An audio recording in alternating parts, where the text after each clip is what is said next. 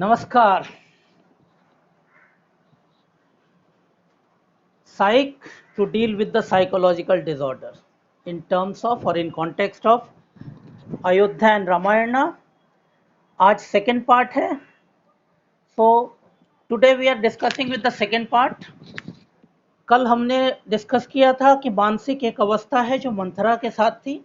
आज हम मानसिक अवस्था का एक विश्लेषण करेंगे और उसका समझने की कोशिश करेंगे कि अगर आप किसी भी चीज़ के तहत या कोई भी चीज़ किसी एक्शन में जाते हैं, कोई काम आप कर रहे हैं, तो उसके पीछे जो आपकी ड्राइव है, आपको जो मोटिव फोर्स है, उसके पीछे आपकी इंटेलेक्चुअल इंटरप्रिटेशन है या नहीं। आप कुछ भी काम कर रहे हैं, जो भी कर रहे हैं, for what ever your purpose, उसका उद्देश्य जो भी है, उसके पीछे आपका इंटेलेक्चुअल रिप्रेजेंटेशन है कि नहीं, आपके मानस का सहयोग है कि नहीं। मानस के सहयोग का मतलब है कि वो मानस जो आपको समाज में मनुष्य के रूप में परिचित करता है, वो मानस जो आपको समाज में दूसरों के साथ सह अस्तित्व के साथ रहने की कला सिखाता है, यानी कि को एग्जिस्टेंस की बात करता है। आप उस समाज में रहते हैं जहां एक दूसरे से मिलते हैं, एक दूसरे को सम्मानित करते हैं और एक दूसरा आपको सम्मान करता है। तो उस सोसाइटी में रहते हुए अगर आप कुछ ऐसा काम करते हैं, उसके पीछे अगर आप ये सोच, अगर आपके मस्तिष्क में ये सोच नहीं है, इस सोच के अलग अगर किसी सोच के तहत आप काम करते हैं, तो कहीं ना कहीं आप सामाजिक संरचना के विरुद्ध या विपरीत काम कर रहे हैं। वो समाज में एक नेगेटिविटी आती है और लोगों के नज़र में आप भी नेगेटिव होते हैं। तो आप जो कुछ भी कर रहे हैं, whatever you are doing, whatever the aim और ऑब्जेक्ट बिहाइंड दिस, आपका जो भी उद्देश्य है, बट उसके करने के पीछे जो मोटिव फोर्स है, लोगों को जो दिख रहा है, उसमें आपका अपना इंटेलेक्चुअल रिप्रेजेंटेशन क्या है, ये बहुत इंपॉर्टेंट है। और वो आपका इंटेलेक्चुअल रिप्रेजेंटेशन या इंटेलेक्चुअल कन्विक्शन जो उस काम के साथ है, कि आप जो भी करते हैं, गलत सही बाद में आप उस पर स्टिक है कि हमने जो किया वो बिल्कुल सही है, बिल्कुल सही है। और उसके फेवर या अगेंस्ट में जो भी लॉजिक आती है, अगर आप उसको सुनना नहीं चाहते, मानना नहीं चाहते, तब सवाल आती है कि आप किस इंटेलेक्चुअल रिप्रेजेंटेशन के साथ उस चीज को डील कर रहे हैं, उसको जस्टिफाई कर रहे हैं।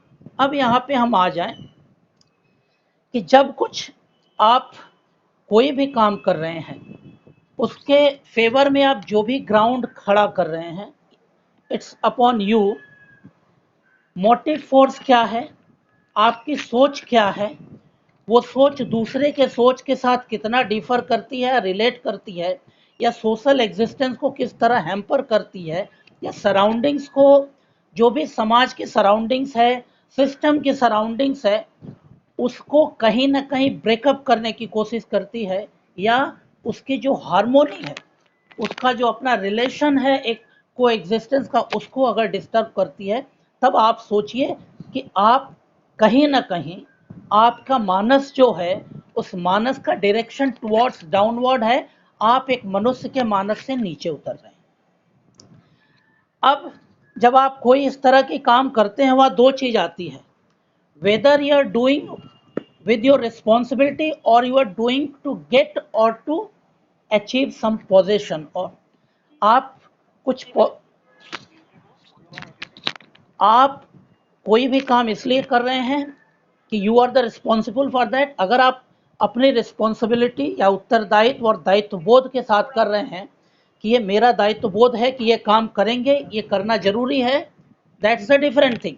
बट आप इसलिए करते हैं कि ये चीज़ इसलिए करेंगे कि हम इस चीज़ को अचीव, नॉट अचीव, पॉजेस करना चाहते हैं, इसको हम अपना अधिकार में रखना चाहते हैं, या इस चीज़ को हम अपनी संपत्ति बनाना चाहते हैं।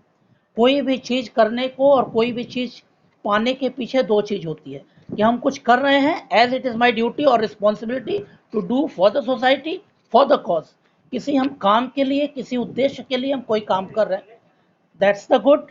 कि हम अगर किसी उद्देश्य के लिए और किसी काम के लिए कर रहे हैं, तो ये हमारे लिए बहुत इम्पॉर्टेंट है, बहुत इम्पॉर्टेंट है कि हम कोई भी काम इसलिए कर रहे हैं कि हमारी ये रिस्पॉन्सिबिलिटी है as a being the part of society, तो वो एक दूसरा कॉज है। इसका मतलब उसके पीछे हमारा जो मानस काम कर रहा है, वो मानस एक डेवलप्ड मनुष्य का है, एक क्रिएटिव मनुष्य का है। लेकिन जब आप उसको चाहते हैं करना, इसलिए चाहते हैं कि that should be it in our custody और it becomes the property of our self, ये मेरी प्रॉपर्टी है, ये it is not my duty, it is my power, it is my right, ये मेरा अधिकार है, इसको और कोई नहीं ले सकता, इसको हम पॉजेस करते हैं।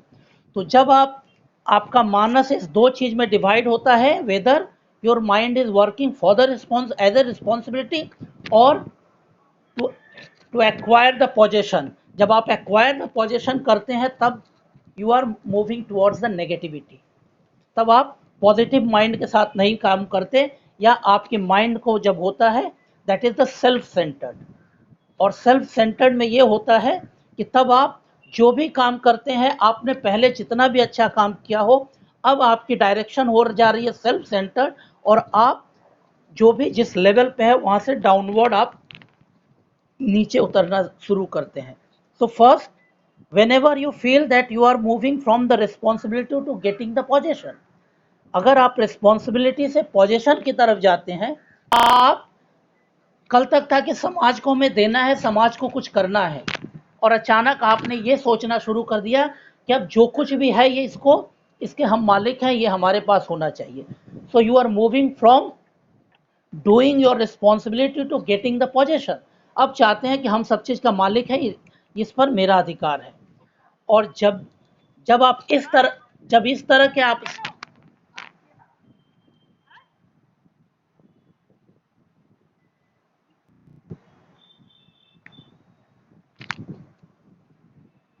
और जब आप इस तरह के स्टिकनेस पे आ जाते हैं कि जहाँ पे आप रिस्पॉन्सिबिलिटी से पोजीशन की तरफ आते हैं, तो ऑटोमेटिकली आपका हायर सेंटर धीरे धीरे ब्लॉक होता है या स्टिक होता है।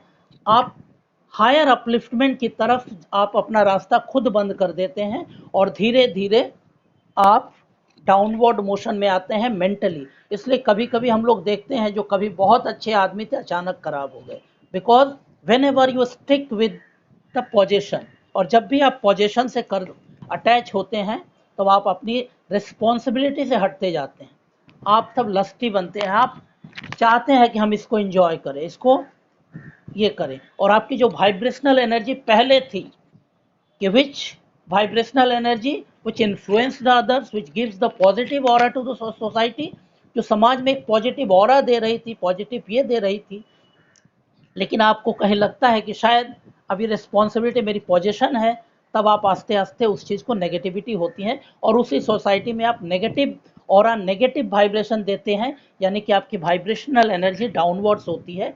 आप बीइंग ए मानस, डेवलप मानस, you are moving towards the downward. तो जब आप इस तरह की चीज़ आते हैं, देन फर्स्ट आप बाध्य हो गए, कंपेल हो गए कि आपकी अब मानस हो रही कि आप उस चीज़ से स्टिक रहें, बंधे रहे, उसके बाहर आप सोच नहीं रहे हैं। तो अट्रैक्शन टुवर्ड्स द पॉजेंस आपको नीचे ले जाएगी धीरे धीरे। अब यहाँ पे हम आ जाएं, the character of the Ramayana, that is the Kaikeyi. हमने एक मानस का डेवलप किया। अब Kaikeyi, who is Kaikeyi? Kaikeyi is the rani, तब प्रिंसेस और द क्वीन, जिसके पास सब कुछ है, बट सब कुछ है इसलिए वो रानी नहीं है। रानी है इसलिए सब कुछ है, but rani is not the identity, rani is the responsibility, rani is not the identity, rani is not the position, rani is not the rights, rani is the chair that you have to serve for the people. कि आप एक रानी है, इसका मतलब आपकी बहुत बड़ी प्रजा है, राज्य है, उसके लिए सर्व करना है, सो इट्स ड्यूटी। लेकिन जब आप ये समझते हैं कि ड्यूटी नहीं है, ये मेरा अधिकार है, मैं रानी ही हूँ, रानी ही रहूँगी, और रानी के लिए जो सुविधाएं मिल रही है उसको हम भोग करेंगे। सुविधाएं इसलिए नहीं मिल रही है कि आपको उसका एंजॉयमेंट करना, सुविधाएं इसलिए मिल रही है कि you have to work as an rani, आपको रानी की तरह काम करना है, इसलिए रानी को काम करने के लिए जो जो चीज़ें जरूरी है वो आपको मिल रही है। So it is only you have getting such luxury और such support to serve the people as a queen.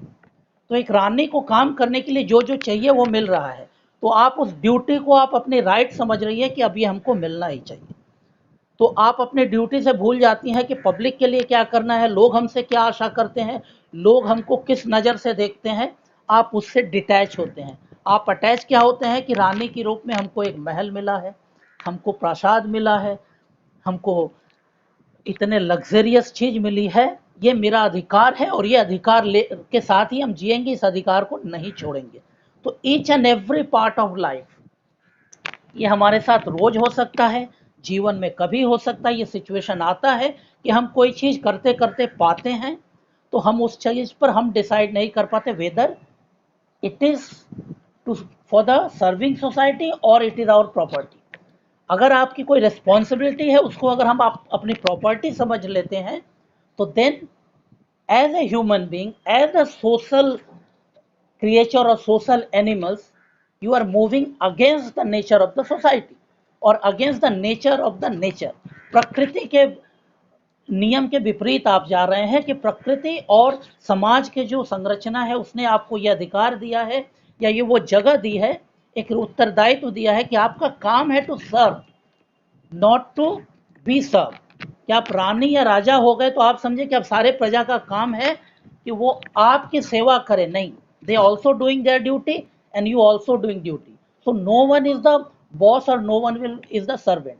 तो आप जब इस ये में आ जाते हैं कि आपको जो रिस्पॉन्सिबिलिटी मिली है उसको आप अपने राइट समझते हैं और दूसरे की रिस्पॉन्सिबिलिटी को आप समझते हैं कि वो उसकी ड्यूटी है, उसको सर्व करना है और मेरा सेवा करना है, then you stick with your possession और राइट। और तब आपकी way of mental work shifting towards the cause of the society to self service. तब आप सेल्फ सेंटर्ड हो जाते हैं। किसी भी लाइन में आप अपने आसपास, अपने क्षेत्र में या जहां भी आप हैं, इस तरह के लोग देख सकते हैं अपने आसपास, तो बी केयरफुल कि कब आदमी इस तरह शिफ्टिंग होता है। दैट इज द दूसरी पार्ट में अब आए, उससे भी ज़्यादा खतरनाक ये होती है।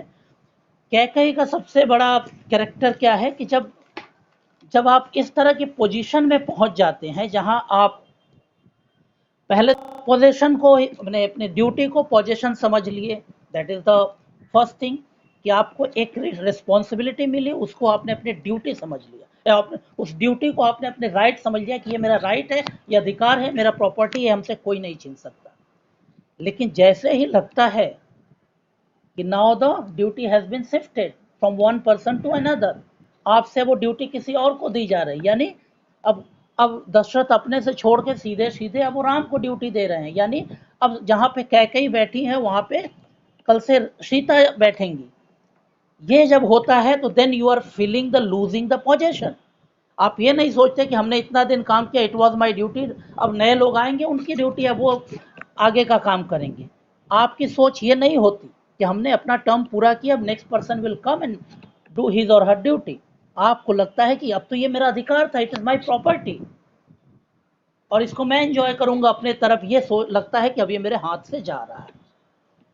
तो लूजिंग ऑफ द पोजीशन और fear of losing the position, ये आपके अंदर आता है, not in the Kaikeyi, in our society. ये में जो पोजीशन आपका नहीं है, it is not your right, it was your duty to serve for a certain period. एक निर्धारित समय के लिए आपको दिया गया कि आप ये काम करिए। हर आदमी को आया है, हर आदमी को जाना है, पृथ्वी से जाना है, तो it is the ultimate truth is the death. लेकिन अगर हम मृत्यु को से डर के बोले कि नहीं हम अमर ही रहेंगे, तो that is the fear of losing. हम एक अलग माया में या अलग क्या बोलते हैं उसको, वासना में इतने लिप्त हो गए हैं कि हम उससे अलग ही नहीं होना चाहते, उससे विरक्त ही नहीं होना चाहते, उसमें जुड़े रह रहे हैं। तो जब आपकी ऐसी सिचुएशन आती है तब आपको सबसे बड़ा फियर होता है, fear of losing the position. आप एंजॉय नहीं करते कि अब मेरी ड्यूटी खत्म हो गई, अब चलिए मैं दूसरी ड्यूटी करूंगा या करूंगी, क्योंकि if you have the capacity to serve the people then you can do whatever you get the chance. अगर आपके पास क्षमता है तो आप उस जगह से फिर आप दूसरी जगह पे जाएंगे, कुछ और करेंगे। आपको तो सर्व करना है सोसाइटी को या कुछ उनको दिशा दिखाना है, तो आप जहां भी रहेंगे करेंगे। लेकिन जब आप ड्यूटी को पोजीशन के साथ शिफ्ट कर दिए तो वो पोजीशन आपके लिए इंपॉर्टेंट है। इसका मतलब आप ड्यूटी पे रहते हुए भी आप पोजीशन से स्टिक थे, आपने ड्यूटी अपनी नहीं की है, क्योंकि आपका जो मानस है, माइंड है, उस लेवल का डेवलप नहीं है कि आप सर्व करेंगे।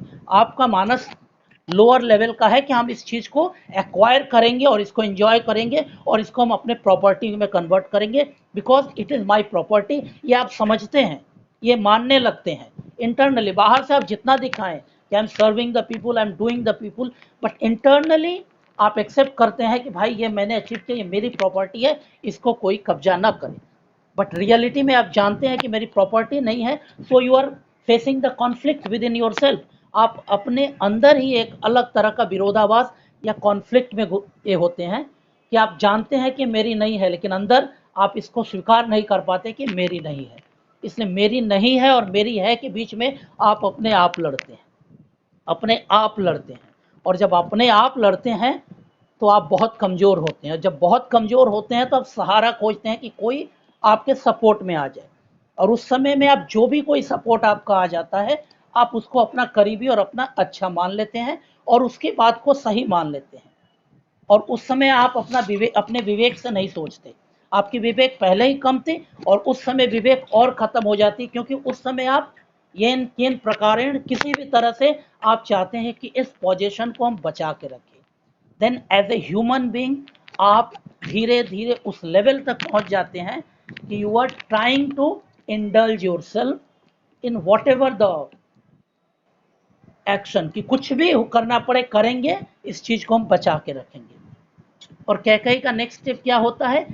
सी वॉज गाइडेड बाई मंथरा, और मंथरा उसको क्या देती है? सलाह देती है। सलाह मीन्स इंटेलेक्चुअल कंसल्टेशन। कौन दे रही है? मंथरा। मंथरा कौन है? जिसका अपना कोई स्टेटस नहीं है, जिसका अपना कोई आधार नहीं है, और उसकी अपनी एग्जिस्टेंस या उसकी अपनी सर्वाइवल डिपेंड कर रही है कैकेयी पर। यानी कैकेयी अगर रानी है तो मंथरा का भी एग्जिस्टेंस है उस महल में एज ए दासी ऑफ कैकेयी।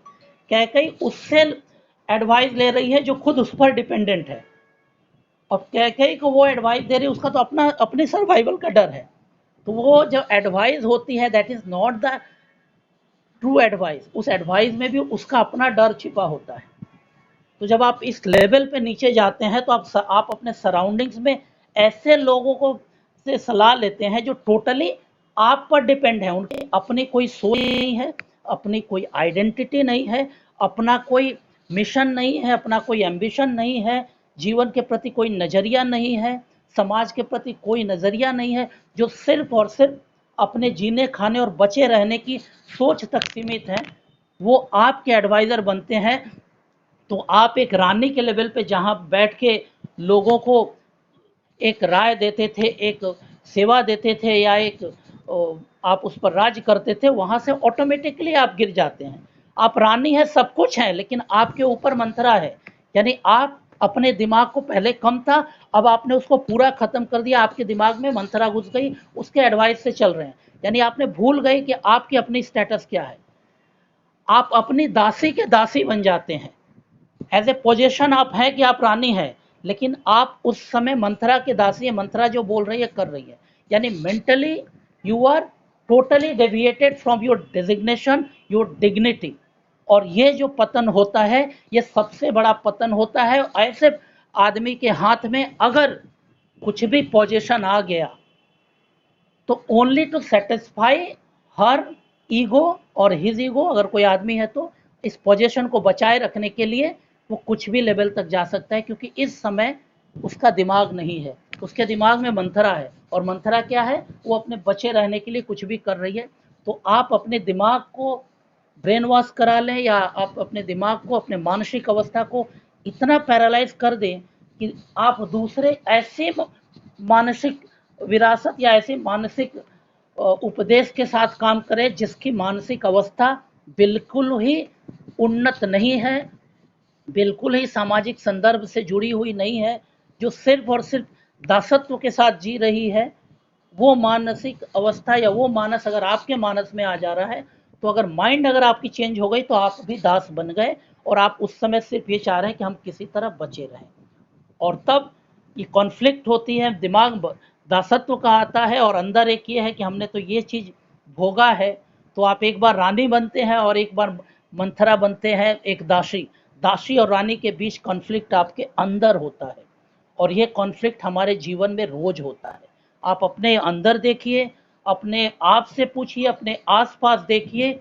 अगर कोई व्यक्ति अगर आपके पास आता है, कोई कॉन्स्पिरेसी करता है, कोई मानसिक अवस्था में ये है कि जो एकदम ट्रस्टी नहीं, हर समय गलत करता है, हर समय ये करता, मानसिक उन्माद में रहता है, तो आपके पास अगर आता है तो मॉडर्न बहुत कुछ चीज़ कहेंगी, लेकिन मैं बार बार कहूँगा कि ट्रेडिशनल साइंस से आप पहले उस जगह पे करिए कि उस व्यक्ति कोई अगर साइकोलॉजिकल डिसऑर्डर है तो उसकी साइक कहाँ है, उसका मानस क्या है, उसके मानस के लेवल क्या है, मानस कहाँ तक डेवलप्ड है।